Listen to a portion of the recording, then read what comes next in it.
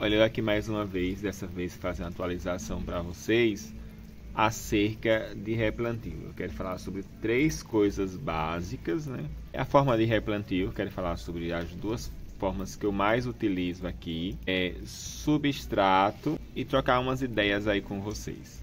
Eu tô aqui com a Purp Medal, ou Diamond Ringo, como alguns chamam, e como vocês podem ver, ela tá cheia de água, porque aqui no Nordeste, esse é o mês mais frio, aqui tá dando 22 graus, e ainda costuma cair essa garoa, né, essa chuva fininha.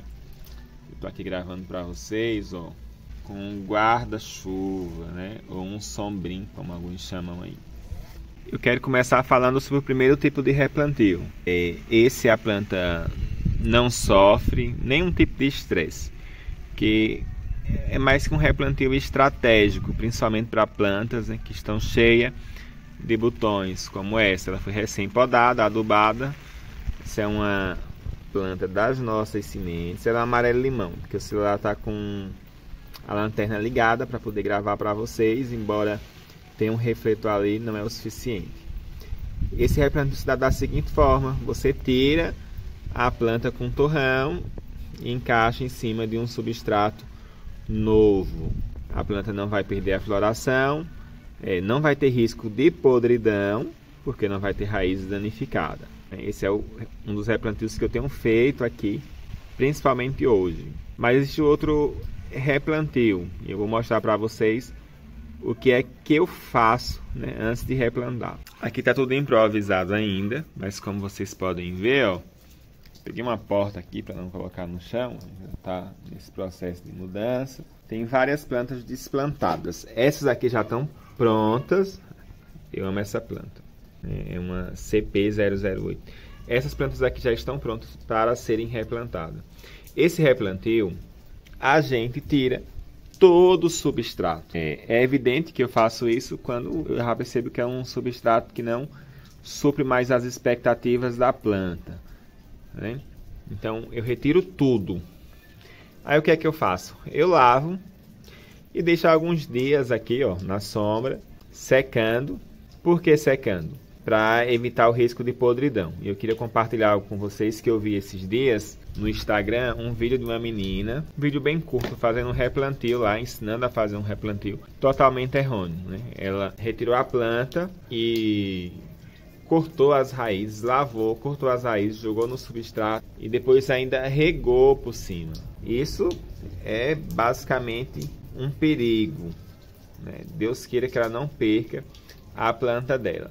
E esse replantio aqui que eu faço, que eu retiro o substrato e deixo alguns dias, é porque toda planta, quando você vai retirar substrato, por mais que você lave, tem a questão de desfazer o turrão, vai danificar algumas raízes. E essas raízes danificadas são portas de entrada para fungo.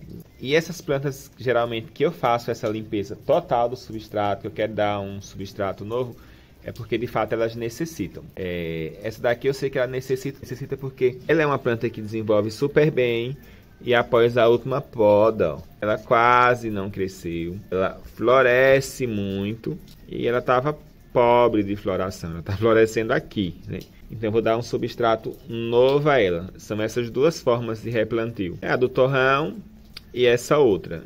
É evidente que eu estou compartilhando acerca do que eu faço aqui. Estou compartilhando para vocês na prática o que eu faço. E tem dado super certo.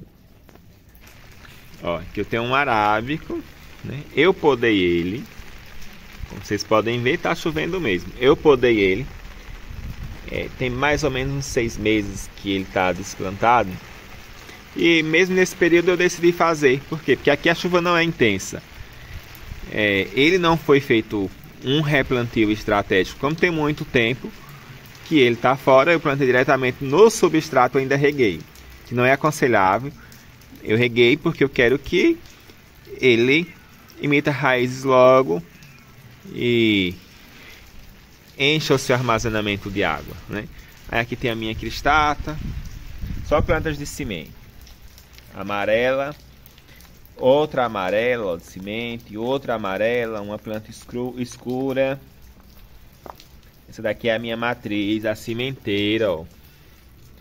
não tem enxerto, tem corte, tá até precisando de outro, retirar material para igualar. É a matriz da Gardenia. Olha a quantidade de botão. A minha matriz de cimento da Benevides. Essa é uma matriz de uma planta, filha da viúva negra, 4 camadas, muito bonita. Vou ver se eu consigo colocar aí para vocês.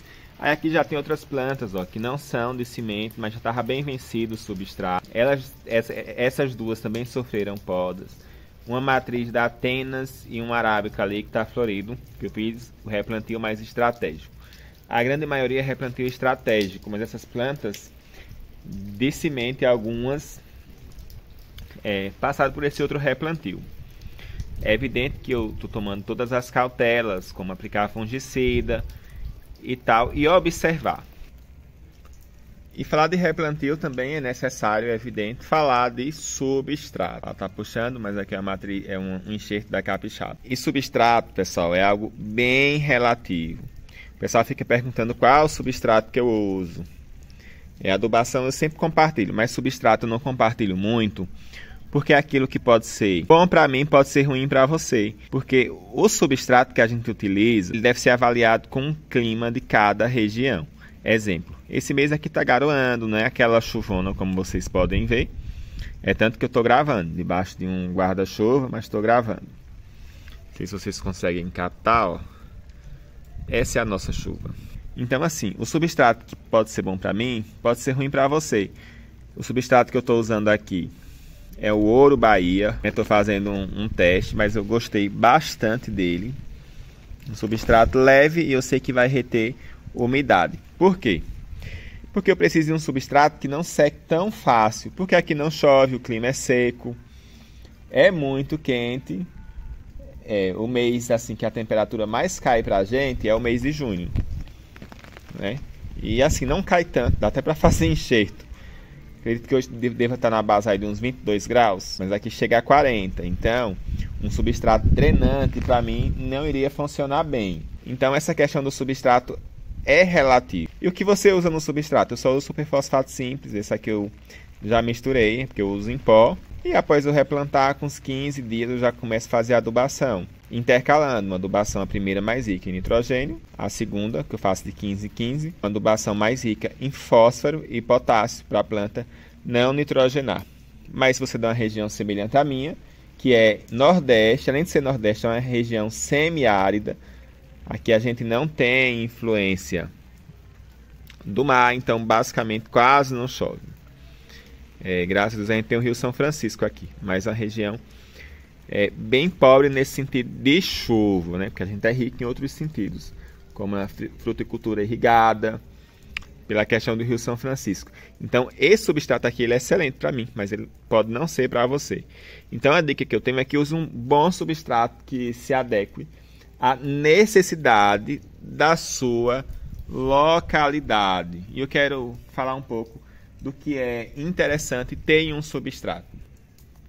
Essa é a embalagem do substrato que eu estou utilizando. Não vou dizer que seja perfeito, mas eu acho que vai dar super certo nas minhas plantas. E eu tenho aqui já o terceiro que eu utilizo hoje.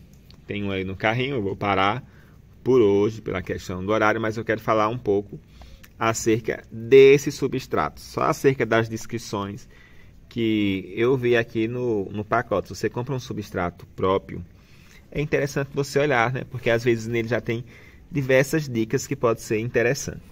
Como vocês podem ver, esse substrato, a composição dele é 100% natural, né? Com um misto de coco e coisas do bioma, né? Resíduos de florestas, plantas e etc. A gente vê aqui um pH entre 6 e 7, não é um pH ácido. A densidade 0,5, né? O grau aqui eu acredito que foi a forma que ele foi preparado, acima de 50 graus. Então assim, dificilmente esse substrato vai apresentar problema, e pode até apresentar, né? Porque é matéria orgânica. Então quanto mais a matéria orgânica vai se desfazendo, é mais tendencioso a surgir pragas, como cochonilha de raiz e etc.